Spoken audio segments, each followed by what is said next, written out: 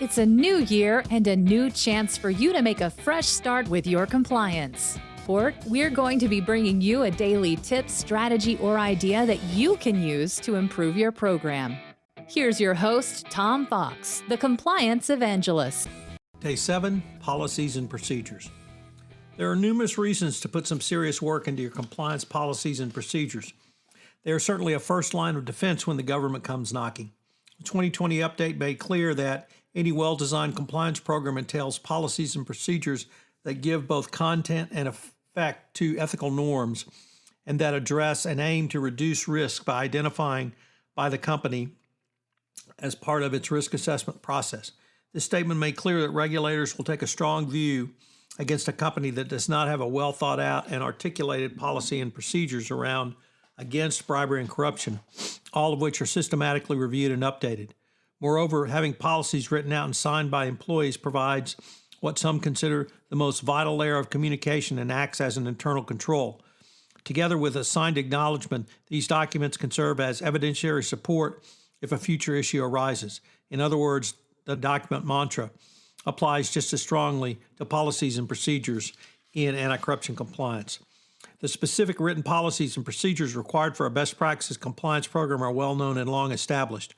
According to the 2020 FCPA Resources Guide, some of the risks companies should keep in mind include the nature and extent of transactions with foreign governments, including payments to foreign officials, the use of third parties, gifts, travel, and entertainment expenses, charitable donations and political contributions, and facilitating and expediting payments. Policies help form the basis of expectations for standards of companies' conduct in your company. Procedures are the documents which implement these standards of conduct. Compliance policies do not guarantee employees will always make the right decision. However, effective implementation and enforcement of compliance policies to demonstrate to the government that a company is operating professionally and ethically for the benefit of its stakeholders and employees and the communities it served. There are 5 general elements to a compliance policy, and they should stake out the following. Number 1, identify who the company policy applies to. 2, set out the objectives of the company policy. 3, describe how the company policy is required. 4, outline examples of acceptable and unacceptable behavior under the company policy. And 5, lay out the specific consequences for failure to comply with the company policy. The 2020 update went further by requiring an assessment whether the company has established its policies and procedures that incorporate the culture of compliance into its day-to-day operations through a design which is appropriate to the organization based upon the organization's assessed risks. It includes questions around design and comprehensiveness. The 2020 updated evaluation mandates that there must be communications of your compliance policies and procedures throughout the workforce and relevant stakeholders such as third parties and business venture partners. Some of the questions under accessibility are, how has the company communicated its policies and procedures to all employees and relevant third parties? If the company has foreign subsidiaries, are there linguistics or other barriers to foreign employees' access? Under responsibility for operational integration, who has been responsible for integrating the policies and procedures? Have they been rolled out in a way that ensures employees' understanding of the policies? Are there specific ways of compliance, policy, and procedures reinforced throughout the company's internal control systems? This means that it's more than simply having appropriate policies and procedures. They must be operationalized into your compliance program down to the business unit level. How can you do? Compliance training is only one type of communication. The key element for compliance practitioners, because if you have a 30,000 plus global workforce, simply the logistics of training can appear daunting.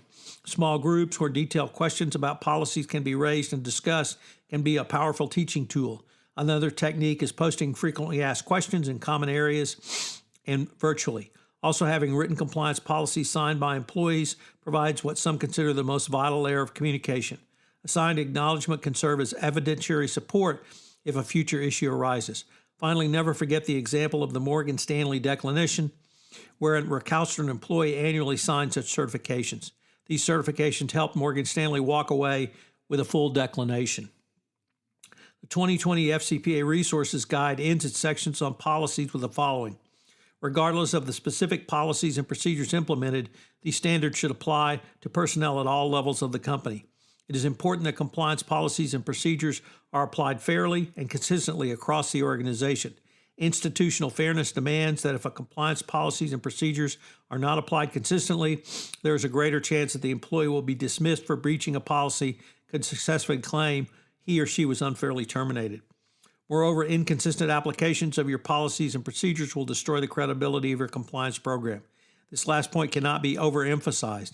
If an employee is going to be terminated for fudging their expense accounts in Brazil, you'd best make sure that the same conduct lands your top producer in the U.S. with the same quality of discipline. We're going to have a quick word from our sponsor, and we'll be back with today's 3 key takeaways. So what are today's 3 key takeaways? Number 1, written compliance policies and procedures together with a code of conduct will form the backbone of your compliance program going forward.